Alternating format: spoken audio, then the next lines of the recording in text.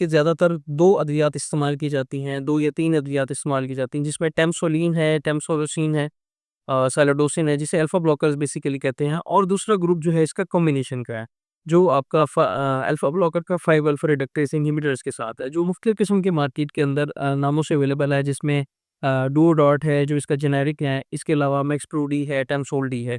इसके अलावा जो लोग ज़्यादा इन चीज़ से परेशान होते हैं, जिनको पेशाब बार-बार आता है और रात को बहुत ज़्यादा तंग करता है, कपड़ों में निकल जाता है, ऐसी कंडीशन के लिए एंटी मस्करीनिक देना ज़रूरी होता है, और एंटी मस्करीनिक जो है वो मुख्तलिफ किस्म के नामों से अवेलेबल है, जिसमें सोलिफिनासिन साल्ट हम यूज़ करते हैं, टोल्टेरोडीन साल्ट हम यूज़ करते हैं।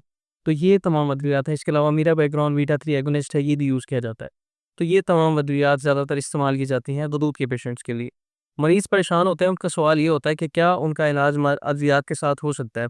अगर आपके अंदर कोई ऐसी इंडिकेशन नहीं है कि आपका फ़ौरी तौर पे ऑपरेशन किया जाए, तो आपका इलाज सिर्फ़ हमने अद्वियात की तरह ही अद्वियात के इस्तेमाल से ही कराना है।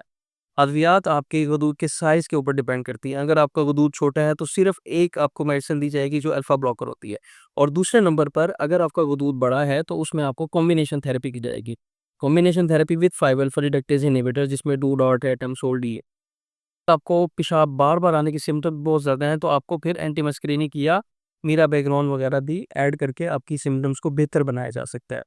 इसके अलावा मरीज़ों का सवाल ये होता है कि क्या अद्वियात से उनका गदूद का जो है गदूद है बेसिकली वो ख़त्म हो जाएगा? इसमें जो कॉम्बिनेशन थेरेपी है उसमें 5 अल्फ़ा रिडक्टेज़ इन्हिबिटर है।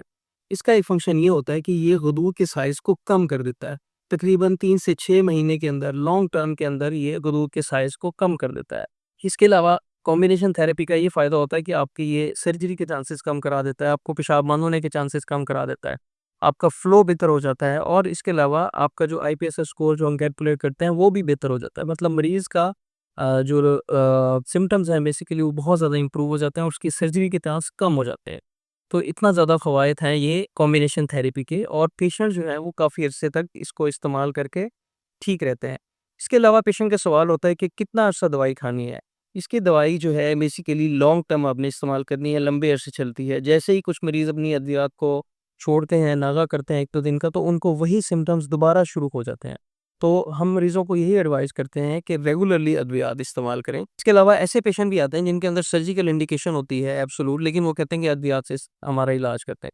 ऐसी सूरत के अंदर बहुत ज़्यादा मुश्किल होती है मरीज़ों का इलाज करने में, क्योंकि ये तमाम इंडिकेशन जो मैं पहले बता चुका हूँ, वो सर्जरी की इंडिकेशन होती है। अगर आपके अंदर ये मौजूद है, तो लामहला आपको सर्जरी करानी पड़ेगी, अगर आपकी जो बीमारी है उसको आप इलाज चाहते हैं। अद्वियात जो हैं इसकी कॉम्प्लिकेशन जब हो जाती हैं, तो उसमें फ़ायदेमंद साबित नहीं होती।